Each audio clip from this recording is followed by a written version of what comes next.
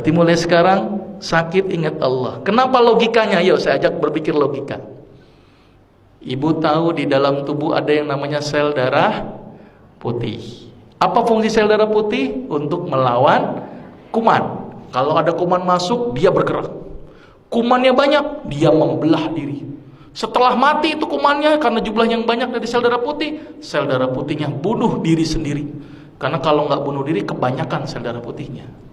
Pertanyaannya, siapa yang nyuruh sel darah putih? Kok gerak sendiri, belah diri sendiri, bunuh diri sendiri, siapa yang nyuruh? Nah ini yang tanda tanya. Dunia kedokteran nggak bisa menjawab. Ternyata dunia kedokteran menjawab, oh karena adanya kemoatraktan, sehingga mendekat dia kayak mencium aroma. Tapi kan dia bisa gerak, siapa yang gerakin? Terus dia membelah diri, dia tahu ini, oh jumlah bakterinya banyak, dia membelah. Setelah bakterinya habis, dia bingung, dia bunuh diri sendiri. Coba hebatnya sel darah putih. Siapa yang ngatur itu, Bu? Allah. Dan penelitian terbaru, sel darah putih bisa ngobatin plak pada didik pembuluh darah. Sel darah putih bisa ngobatin kanker. Berarti sel darah putih intinya dia bisa mengobati banyak aspek penyakit. Bahkan pengobatan kanker terbaru itu dengan menggunakan imunoterapi. Apa itu imunoterapi? Sel darah putih yang khusus untuk makanin kanker diternak di luar, dimasukin lagi. Dan harganya mahal sampai ratusan juta. Islam mengajarkan supaya imunnya aktif dengan apa, Ibu? Sholat tahajud, berbekam, minum habatus saudah dan madu. Nah ini yang ngajarin siapa semuanya, Ibu?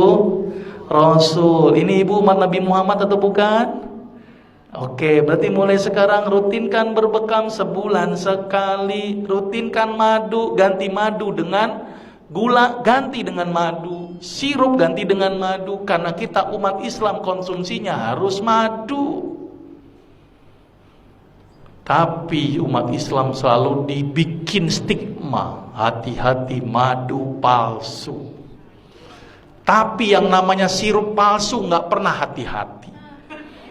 Sirup jelas-jelas palsu diminum, coba. Madu yang belum tentu palsu apa nggak mau diminum. Ini kan aneh umat Islam, ternyata stigma itu yang bikin kita jauh dari madu. Padahal sepalsu-palsu madu lebih bagus daripada gula pasir dan sirup. Karena madu palsu nggak mungkin dibuat dari gula pasir, tekor. Coba tekornya lupa. Satu botol madu butuh berapa kilo gula pasir? Petaninya dibilang, saya kena, ini tambahin gula nggak? Dok, secara teori ekonomi aja nggak masuk buat saya, dok. Orang saya cuma naruh kotak, ngumpul sendiri itu madu. Ngapain saya tambahin gula? Jadi nggak mungkin pakai gula, Bu. Tekor buat petani.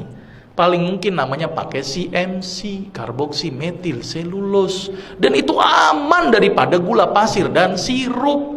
Jadi sepalsu-palsu madu lebih bagus daripada gula pasir dan sirup. Saking pengen yakinin masyarakat, sampai ada orang jual madu sampai bawa ember-ember sama sarang-sarangnya. Saking nggak percaya itu. Sudah jelas, Ibu? Mulai sekarang ikuti apa yang Rasul lakukan.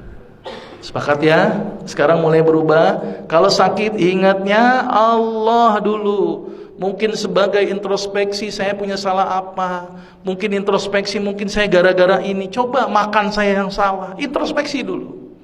Terus kemudian perbaiki ibadah, dekatkan diri kepada Allah, bukan sama dokter. Dokter tuh nggak nyembuhin, Bu, cuman media. Obat yang diberikan itu hanya membantu, tapi yang menyembuhkan adalah konseptualnya adalah tubuh kita sendiri melalui Allah, Bu. Maka itu kalau sakit ingat Allah, ya.